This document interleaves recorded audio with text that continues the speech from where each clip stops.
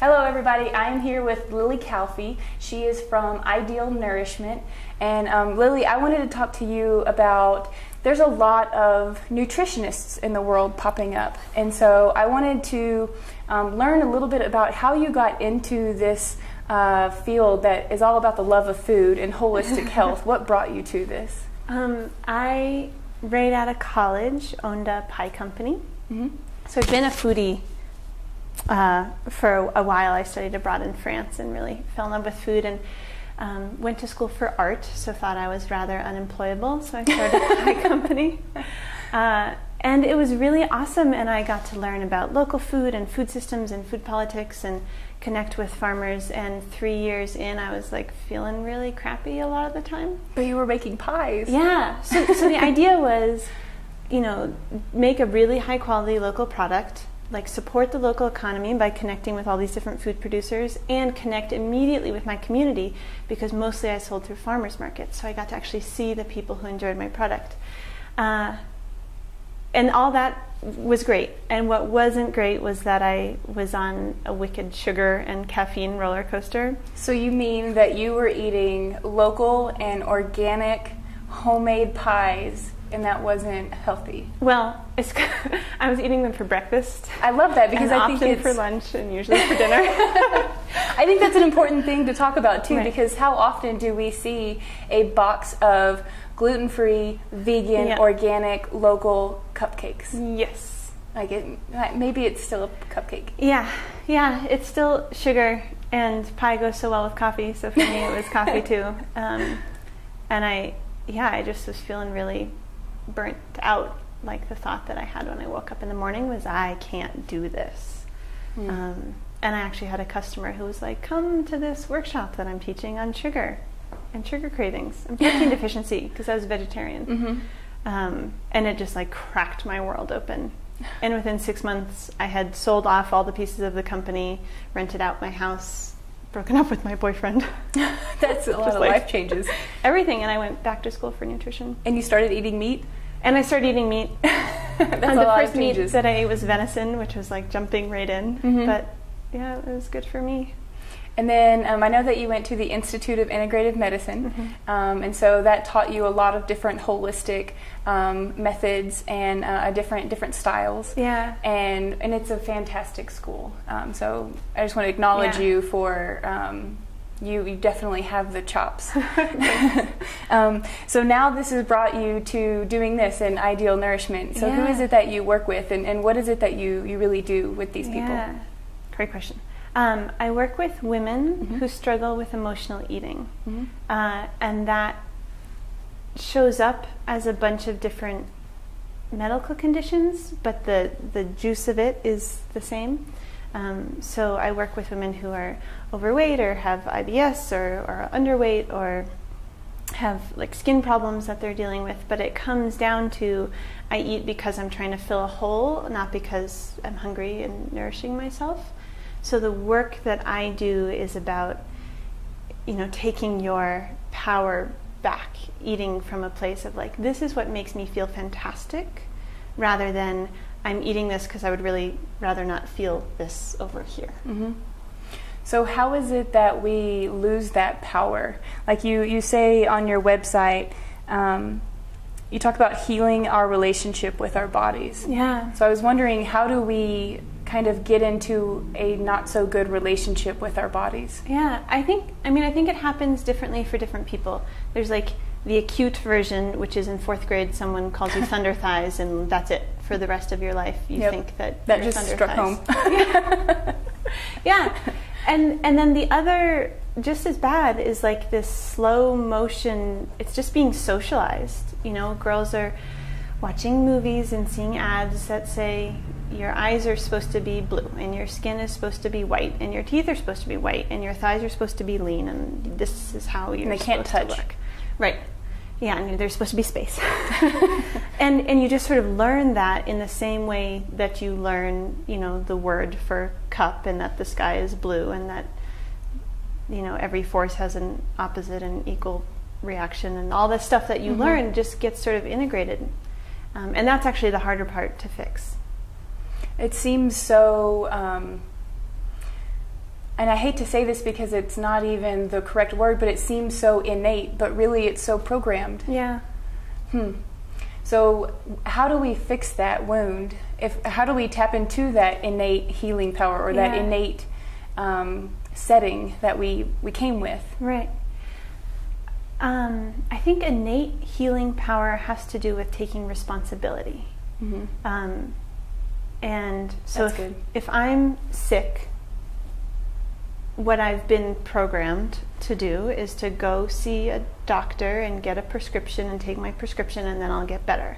And nowhere in there does it require me to say, whoa, like I got myself sick. Something that I've been doing has gotten me here. It's like when you end up in the ditch with your car, you don't go, well, maybe you do, but when you go off the road, you're like, wow, what was I doing back there that made me go off the road here? And so, when I get a cold, I can, take Dayquil and get over it, or I can say, this is an opportunity for me to take my power back and to look at what I've been doing that has been detracting from my health and happiness. I love that. I feel that sometimes pain is so valuable, and it's a really great teacher. And I think we have been so trained or programmed to get rid of it as fast as possible, that sometimes we dull that signal that we really need to hear. Right. And so getting to that state of numb is so much more dangerous than addressing the pain. Yeah. So thank you for doing that and helping people through that. So often we will hear people, everyone has heard this, listen to your body. Yeah. Like whether you're in a yoga class, the yoga teacher tells you to listen to your body. Yeah. Or you are running a marathon and people say, you'll know when to stop, listen to your body. Right. Or when it comes to eating, trying out a new diet, listen to your body. And it intuitively makes sense, but what does it actually mean? And how do you do it? Yeah, I love this. So I'm good. So give us some clarity. I talk to my clients about sort of 3 levels of voices or messages that you get from your body. One is up here, which is like, oh, it's kind of warm in here, I should turn on the AC. And what else is, I didn't eat any vegetables today, I should probably have some with dinner. I'm going to have to get up early tomorrow, so I have to go to bed early tonight. Those are all this level. And then there's this level, which is, I'm sad, I really wish someone could come hug me, and then the follow-up is, if they can't, I'm going to go get that comfort somewhere else. Or, I'm really happy, this is such a wonderful moment, nothing else matters right now except for my wonderful relationship with my friends, so I'm going to eat this cupcake. And that's great, those are super valid ways of your body communicating with you, but that's not what I'm talking about when I say listen to your body. Because that's, these are still sort of surface level. And so I when I talk about my intuition, put my hands on my stomach always, and other people have different places that their intuition lives. But when I say listen to your body, I mean tap into the part of you that's immortal or ageless or whatever you want to call it,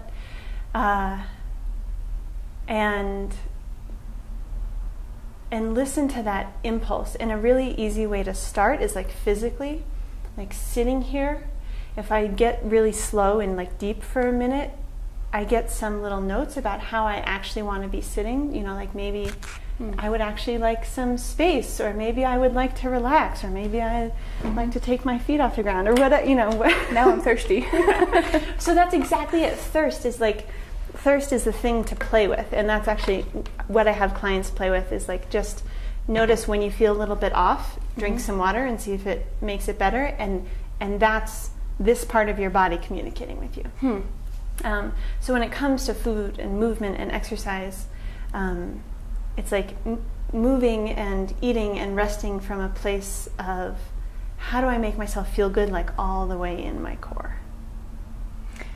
So can I repeat this to see if I understand it? Okay, so one level is this intellectual understanding that, oh man, it's 3 o'clock, I should eat something, I haven't eaten anything all day. Right.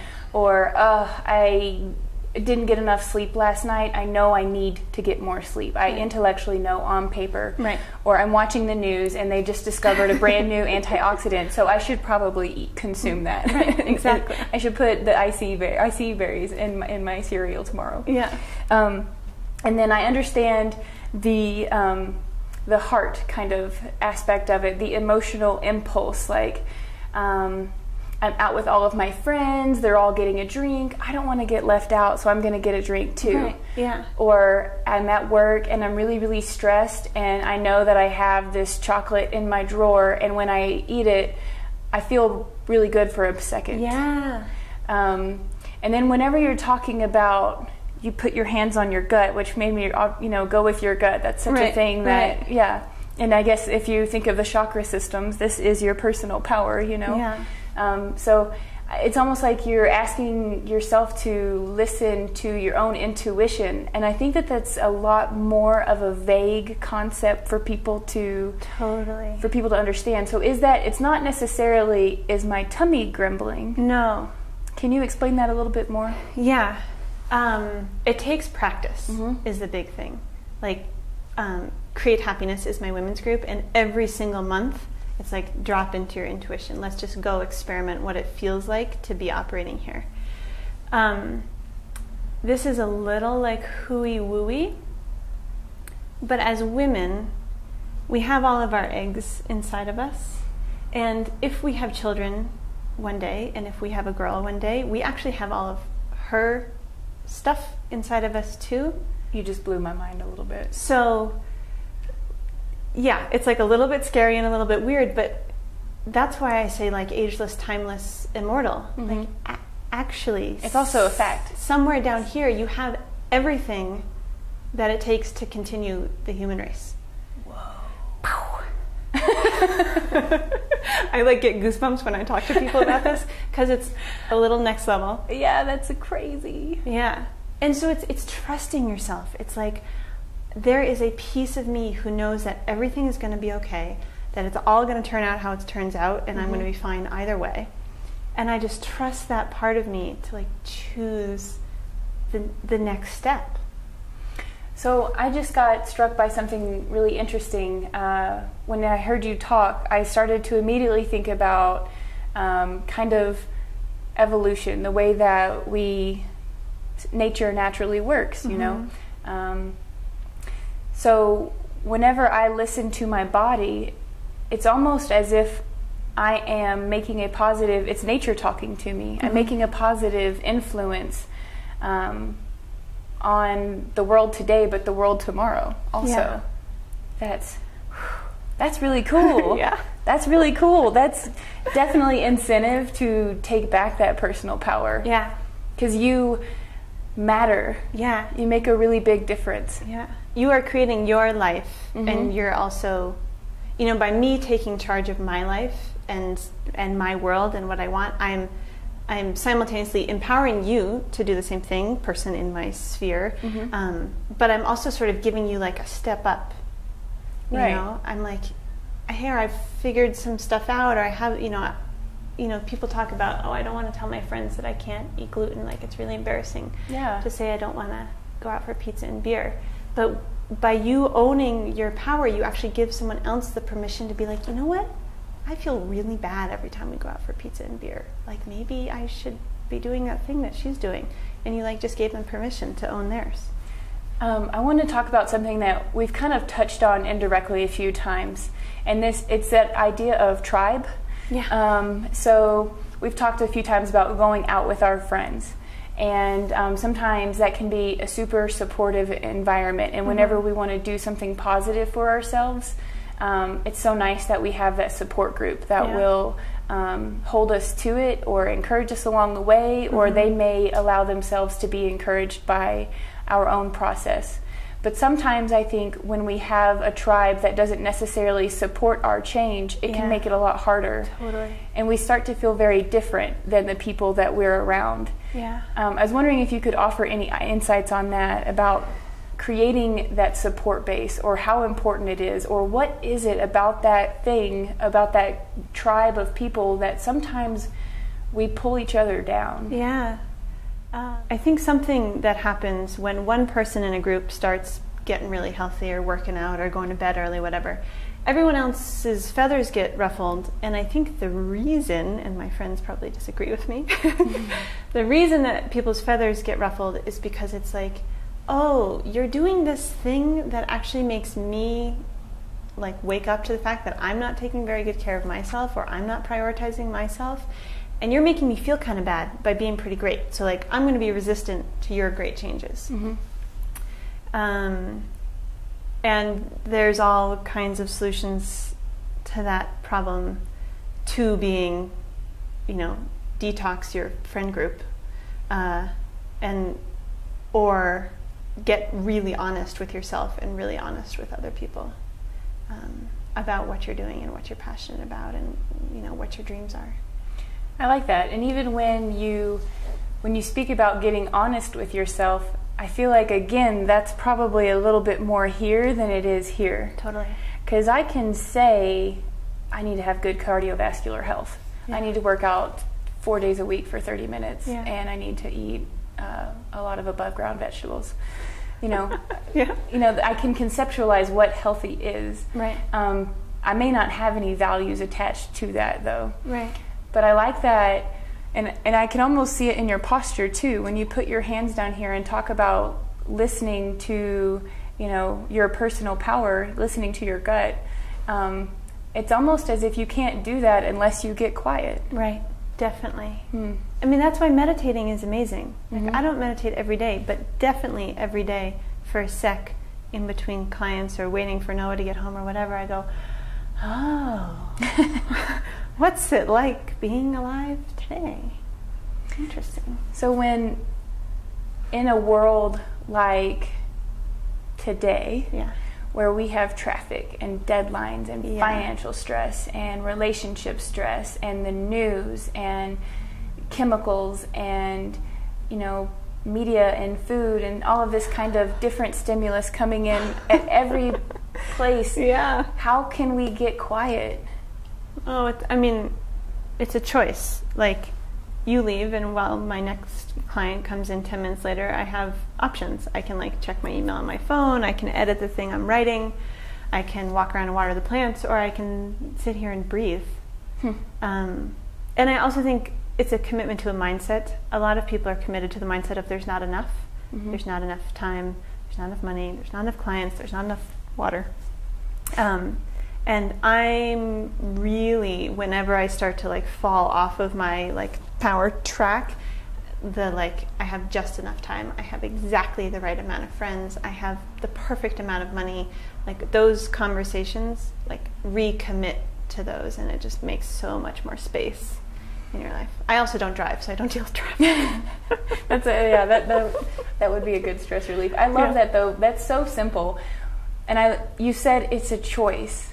And that, again, taking back the personal responsibility, when I have a few minutes, my knee-jerk reaction is to check my email or to like see if that post got like any kind of feedback or anything like that. And I don't need to do that. You know, that's a space right there. It's built into our days, and we just don't see it because we get so used to being busy or even get so afraid of being still. That's so almost too simple. I know. I don't know why they pay me. So let's see. So you talked about it's not just about food or exercise. It sounds like a lot of it is about your personal power, your intuition. Is there anything else that we need to pay attention to?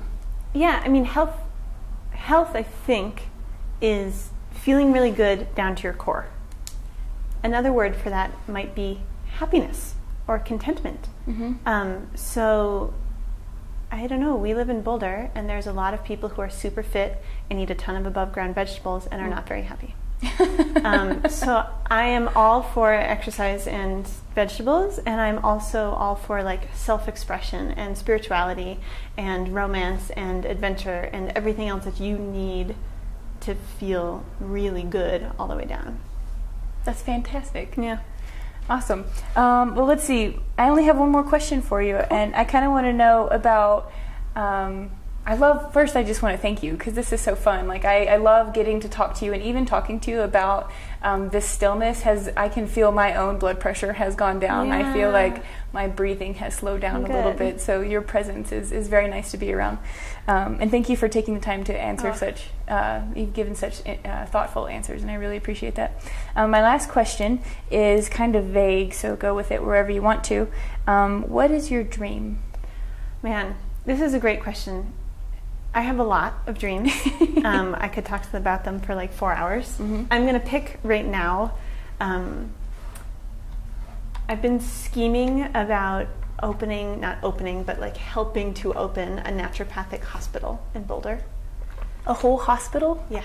Wow. Because I cut my hand open this winter and I had to go to the ER and get stitches.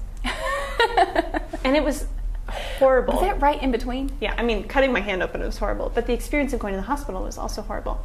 And I realized that the last time I went to the hospital, my grandma had a stroke, and like my whole experience of healthcare is bad and scary and terrifying. And I assist a naturopath named Charlie Cropley, who's 70 years old and just totally a sage. And I would love to transform healthcare, and I think first a cool thing to experiment with would be a naturopathic hospital. That is a beautiful thing. Yeah. I would totally go there when I needed to. Yeah. That would be fantastic. Yeah. I know sometimes, you go and you have the fluorescent lights, you have the paperwork, you have the connotation of the past experiences that you've had there. There's other people who don't feel good there. You might hear them not feeling good. Right. There are a lot of sounds and beeping. Yeah. That would be fantastic to have a place as beautiful as this room that we're in right now. Right. Well, good. I want you. I want that dream for you. Your dream is now like a part of my dream. Yeah. Yeah. And the only other thing is, how can our people at home get to find out more information about you? Yeah, so you can go to idealnourishment.com and everything's there. Click around. I've got workshops and upcoming events here in Boulder. I also write a lot of recipes because my favorite thing to do still is cook and bake. And you get to read all of my journaly ramblings talking about the stuff that I was talking about today. Yeah, that sounds fantastic. Yeah. Thank you so Great. much. Yeah, thanks a lot. Have a good rest of your day. Thank you.